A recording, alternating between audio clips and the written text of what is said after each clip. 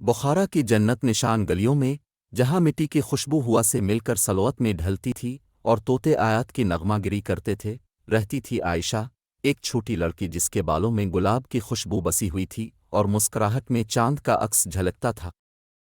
ایک شام قرآن پڑھتے ہوئے اس کی انگلیاں پرانے نسخے کے ایک پوشیدہ صفحے پر رکیں جہاں سونے کے حروف جگمگاتے تھے۔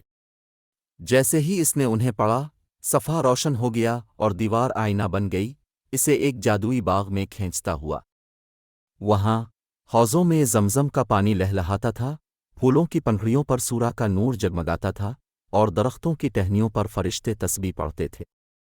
وہ گاتے ہوئے چشی کے کنارے پہنچی جہاں حور اور غلمان خوش آمدید کہتے ہوئے مسکرا رہے تھے۔ ان کے ساتھ عائشہ نے جنت کے خیموں میں جنت کی حوروں کی طرح سہاگ عرش کے آسمانوں کو چھوا اور نبیوں کی صحبت میں سیکھے گئے حمد و نعت کے نغمے گائے۔ لیکن اس جنت میں بھی عائشہ کا دل دنیا کے لیے تڑپتا رہا۔ اسے یتیم بچوں کی آنکھوں میں اشک دکھائی دیتے تھے، غریبوں کی آہیں سماعتوں سے ٹکراتی تھیں اور داغوں سے بھرے جہان کی تصویر جنت کے باغ میں بھی اس کا پیچھا کرتی۔ تو اللہ کی رضا جانتے ہوئے وہ واپس آنے کا فیصلہ کر لی۔ جب عائشہ واپس اپنی گلی میں آئی تو اس کا دل جنت کے نور سے منور تھا۔ اس وقت سے اس نے اپنی زندگی جنت کی تعلیم پھیلانے کے لیے وقف کر دی۔ وہ یتیموں کی سرپرستی کرتی، غریبوں کی مدد کرتی اور لوگوں کو ایمان اور نیک کاموں کی سچی خوشبو سے آشنا کراتی۔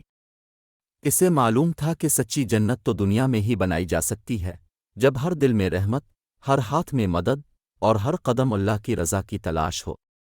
یہ کہانی بچوں کو یہ سبق سکھاتی ہے کہ جنت کی نعمتیں صرف حوضوں اور خیموں میں نہیں ملتیں، بلکہ وہ انسانیت کی خدمت، نیک اعمال اور اللہ کی رضا میں چھپی ہوتی ہے۔